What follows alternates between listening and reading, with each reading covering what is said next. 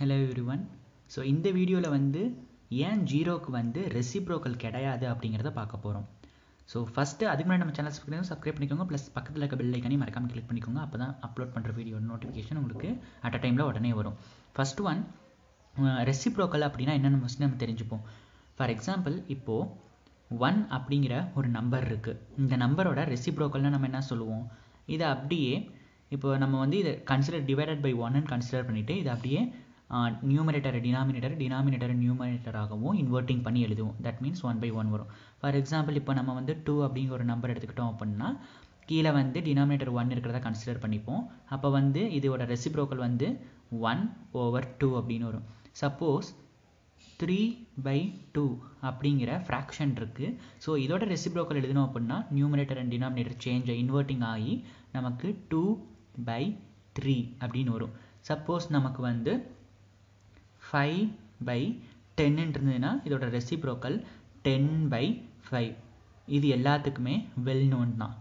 So இதுதான் வந்து ஒரு ரெசிப்ரோக்கல் எழுதுறதுக்கான ஒரு சரியான ஒரு இதுவான்னு பார்த்தா இது வந்து நம்ம ஷார்ட்டாக ஞாபகம் வச்சுக்கிறதுக்காக நம்ம இந்த மாதிரி நமக்கு சொல்லி தந்திருக்காங்க. ஸோ ஆக்சுவலி அது எப்படி இருக்கும் அப்படின்னா, இப்போது ஃபார் எக்ஸாம்பிள் ஏ அப்படிங்கிற ஒரு நம்பர், அந்த நம்பரோட ஏதோ ஒரு நம்பரை மல்டிப்ளை பண்ணோம் அப்படின்னா நமக்கு மல்டிப்ளிகேட்டிவ் ஐடென்டிட்டி, அதாவது 1 அப்படிங்கிற வேல்யூ வரும்.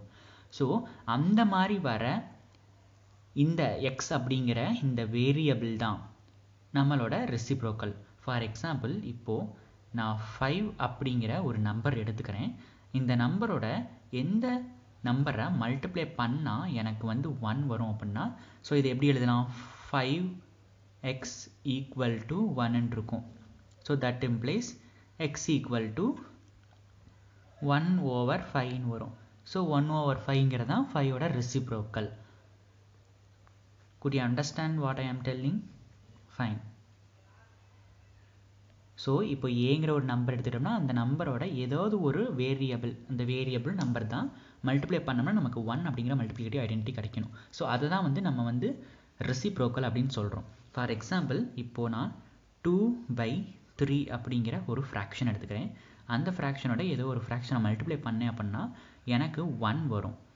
ஸோ அப்போது x = என்ன வரும்? இப்போ 2/3 x = 1 இருக்கும்.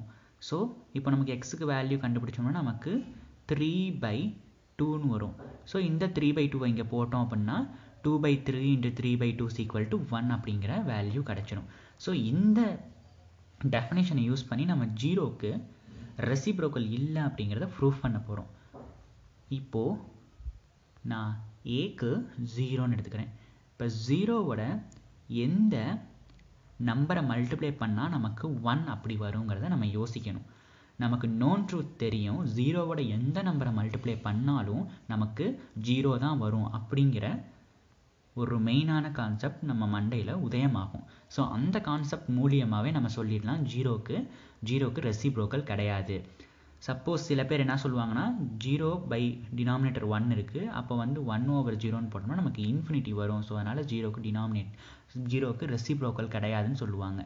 ஸோ இப்படி சொன்னால் அப்போ இன்ஃபினிட்டி தான் ரெசிப்ரோக்கல் அப்படின்னு சில பேர் சொல்லுவாங்க. ஸோ அது நமக்கு தேவையில்லை. ஜீரோக்கு வந்து ரெசிப்ரோக்கலே கிடையாது. ஏன்னா வந்து 0வோட எந்த நம்பரை மல்டிப்ளை பண்ணாலும் நமக்கு 1ங்கிற மல்டிப்ளிகேட்டிவ் ஐடென்டிட்டி வராது. ஸோ அதனால் ஜீரோக்கு there is no reciprocal அப்படின்னு நம்ம சொல்லிட்டு போயிடலாம்.